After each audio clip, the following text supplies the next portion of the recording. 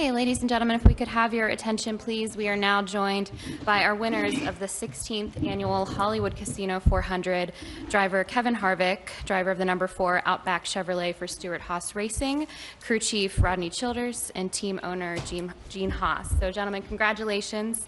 This is Kevin's 35th victory in the NASCAR Sprint Cup Series, and the team's 4th victory and 23rd top 10 in 2016. So if we could just start with Kevin, talk a little bit about your race this afternoon and how it feels to be locked into the next round.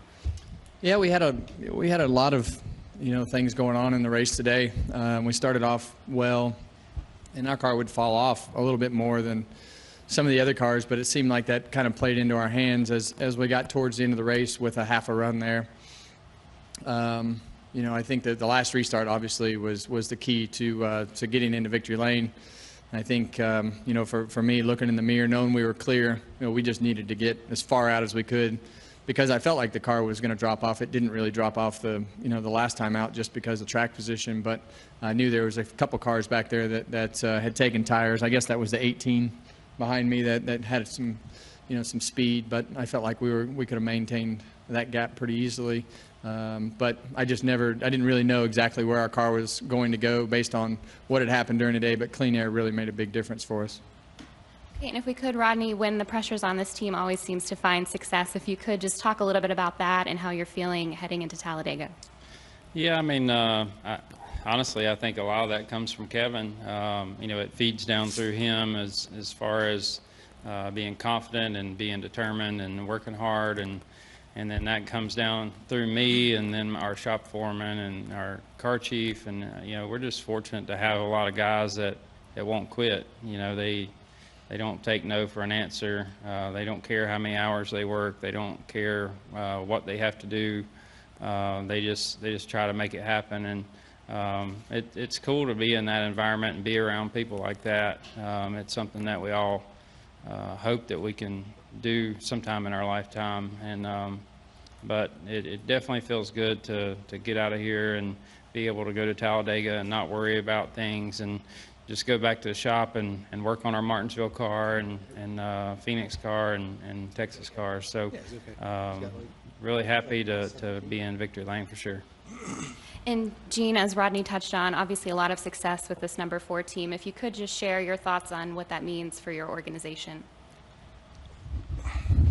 Well, obviously last week was it was a disappointment in the sense that we had a mechanical failure, but those things happen, and that's one thing exciting about this chase format is that you never know, when your number's going to get pulled. And I think we were pretty nervous, going into Talladega next week. And when you get behind a little bit, you got all of a sudden you get down to a win or go home. That makes for excitement. So obviously we're glad we don't have to have that excitement at Talladega. So now we can focus on getting Kurt Busch, into the next round. And it's awesome because next week is our debut at the Austin Formula One race. So having a win on our backs, going into a Formula One race is going to feel good. Okay, if you have a question, please raise your hand. We'll get a microphone to you. We'll start with Randy and then go over to Kenny and Pat. Hey, Kevin, Randy Kovitz, Kansas City Star. Gene just kind of touched on it, but when you look at the last 2 weeks, and they might have been aberrations, but Dover and Charlotte sitting there 12th in these points. Just where was your head? Where was your mind coming into here? I have no idea where we were in the points or how many we were behind. The only thing we talked about was trying to figure out how to win this race, and if we didn't win this race, what we needed to do at Talladega. I think for us, it's always about reaching for something to motivate us. If it's having to win a race, going to a racetrack you haven't won at, whatever, having rebounded from a bad week. We've been fortunate to be on the good side of this deal for 3 years now, and we know we can perform. We know we can perform in good and bad situations, and that's not something that we really even talk about because we've already done all that. So we just have to try to prepare and comb through all the information and watch the past races and try to make good decisions throughout the weekend.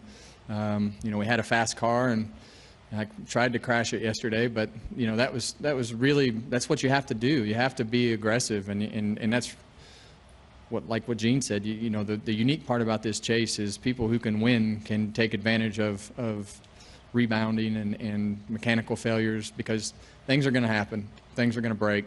You're going to have issues, and you got to be able to rebound from them. So that's just a credit to the whole organization and the things that they do to put these race cars on the racetrack. And I'm just the fortunate guy that gets to drive them, and just having a lot of fun being a part of a team like this, because, you know, we could say that we needed to go jump off a cliff in the morning, and everybody'd be there at sunrise and say, all right, where do we jump? And that's just the type of group that it is. Everybody's got each other's back, and you know, nobody takes offense to somebody telling them that they need to do something better or see something better, and it's just a unique bunch of people, and you're only as good as the people that you have around you, and that's true in every business, and it's no different in this garage. Okay, we'll go next to Kenny, Pat, and then up to the press box. Kenny Bruce with NASCAR.com. Kevin, you touched on this a little bit, and Rodney did too, but why is it, obviously you guys don't want to be in a position where you have to win, but why is it when you guys are in those situations, you seem to be able to come through? Yeah, if you can't win, you won't win. You won't win one of these championships. You'll get to Homestead, and you might point your way in, but there'll be a car that shows up there that's going to win the race and going to win the championship. You know, there's going to be a scenario that pops up through the years. But we've never approached any race as a points race. That's just, he didn't want to hear anything about points before we started this deal, and I'm like, okay, well, that's a new approach for me. Usually you go home and you look at the point standing and say, oh, it was a pretty good week. If we don't win, it's not a good week. And, you know, it's something to where we don't get mad about it, but we try to take away, okay, why did we not win this race when we were in position to win this race? And you know, the good part about it is, do I feel like we had the best car today?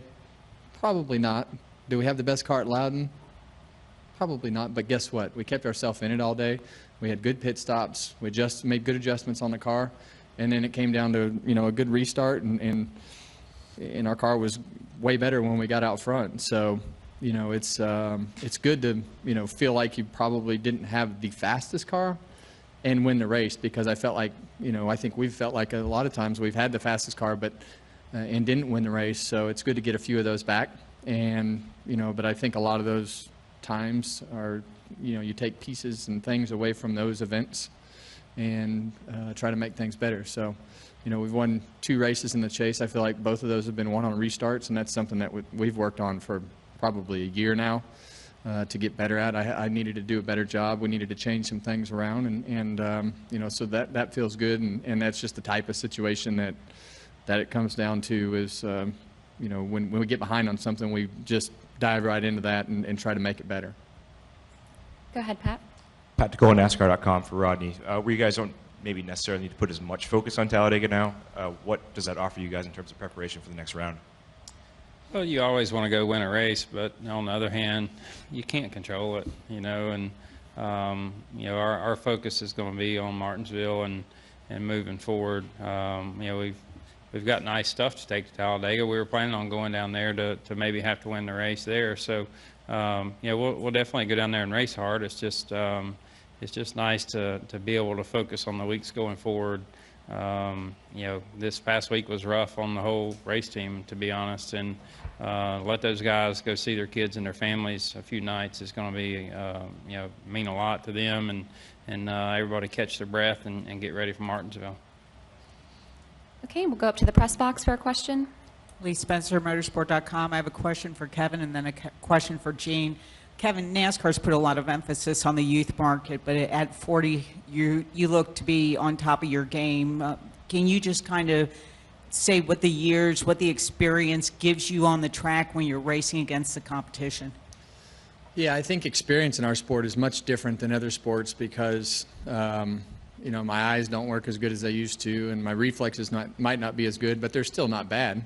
You know, I think, you know, being able to communicate with your race team and sit in there and talk through some things and try to give them a ballpark of what you think and then let them go from there, you know, definitely has more weight than probably a lot of other sports. I think Peyton Manning, you look at him, he was a very good example of that. He didn't have the the most strength or power left in his arm, but he had the best thoughts and strategies and things to approach defenses and preparation, and it got him through, in the end. So, I think for a lot of the young guys, I think Chase is doing a good job in his situation. He's got a championship team, crew chief that have come in and really helped him progress through a lot of things. But there's really still nothing that you can replace experience, especially winning experience, with inside the car.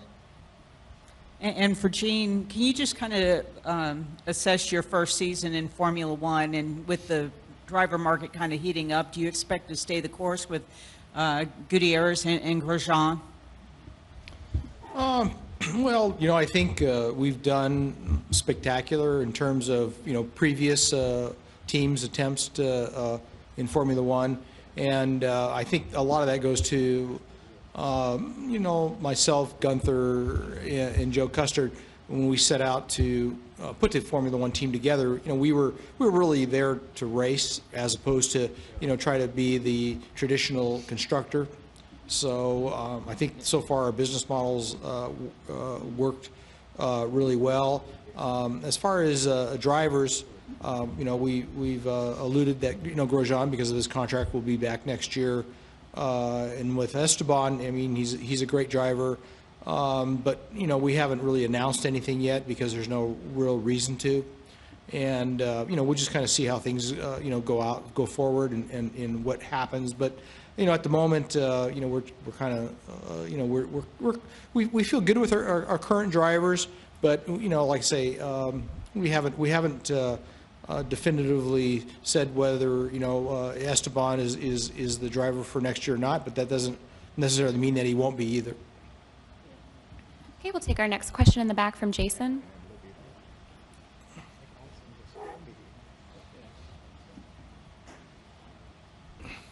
Hi, Kevin. Jason from Fox 4 here in Kansas City.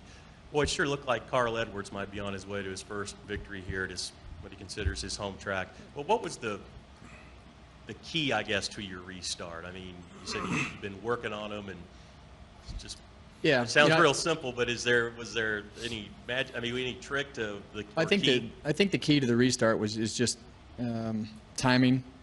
The rest of it we'll keep to ourselves. I think that the timing was pretty good, and I was able to keep the 48 behind me. He was right next to my bumper, and there was nobody behind the 19. That was really the key to the restart. Was he had a car length between him once we got to the start-finish line from the fourth place car, and he didn't have anybody to carry that momentum down there. And then the second piece was just being able to clear him and break that side draft to keep, and we were able to just drive off because they kept side by side, and that was really what allowed us to get out front. Any additional questions? Okay, gentlemen, thank you for your time. Congratulations.